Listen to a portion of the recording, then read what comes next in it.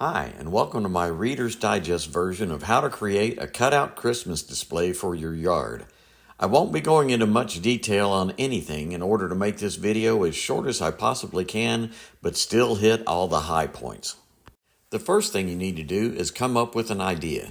Determine what characters you want to make and find pictures online that you like. For this video, I've selected to make Lilo and Stitch ready to celebrate Christmas on a beach. The next thing you need to do is get some coroplast and prep it by cleaning it and painting it with a white exterior latex paint. Once you come up with the figures and you have your coroplast prepped properly, you'll need to either draw or trace your characters onto the coroplast. If you have the natural ability to draw, that's great. If not, you can use an old-time overhead projector or a digital projector to project the image onto your coroplast. Draw or trace it with a pencil. Your next step is going to be to go over your pencil drawing with a permanent black magic marker. Invest in good quality markers. I've learned the hard way that some of the cheaper ones actually bleed when they get wet. After you've gotten your figures drawn with a magic marker, you'll need to determine your cut lines. If you'll take a careful look at my characters, I have left some areas around the figures that will be painted with a very dark gray paint. Don't worry, these gray areas will fade away in the dark with the spotlight shining on them. I have also left a base for each figure so that you don't have to cut out the feet. Notice that I've drawn each character to be standing on the sandy beach. In other vignettes that I've created, I've made the base look like snow or grass. Another benefit of leaving some background area is that it will make your overall character much more sturdy.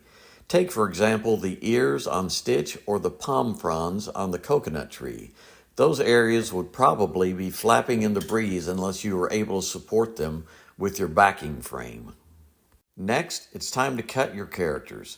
I use a jigsaw with a metal cutting blade. I found that the metal cutting blade leaves the smoothest edge on the coroplast. Once your figures are cut out, you'll need to build a frame for each character.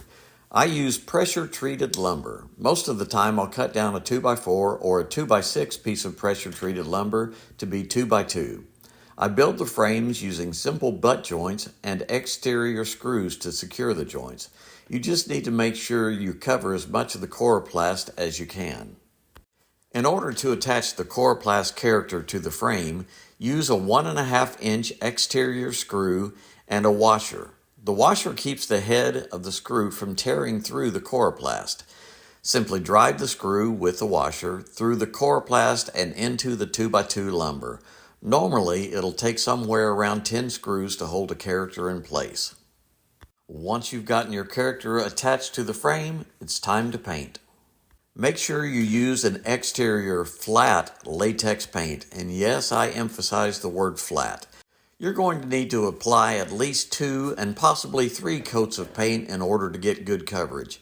If you notice that the magic marker lines are difficult to see after you apply a coat of paint, take the time to redraw them. You don't want to lose your magic marker lines. Once you're satisfied with the painting, go back over your magic marker lines one more time to make sure they are solid and distinct.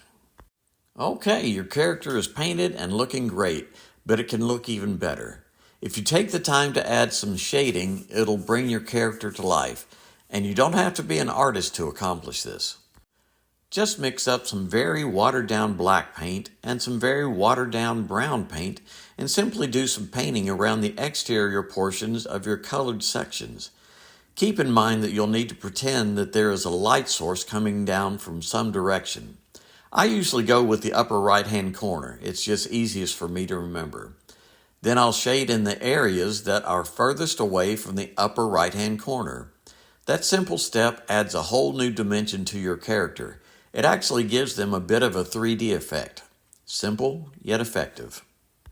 Once you've completed your characters, you could put them in your yard and set them in the ground by using electrical conduit as posts and pipe strapping to attach the wooden frames to the posts.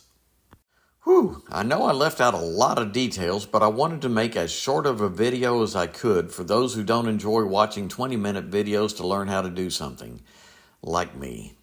If you do want more detail and some explanations as to why I do or don't do certain things, you can watch one of my other how-to videos. If you would, please subscribe to my channel and hit the like button. It really helps. I hope this Reader's Digest version has helped you get a good idea of how to make your own Christmas display. Thanks for watching.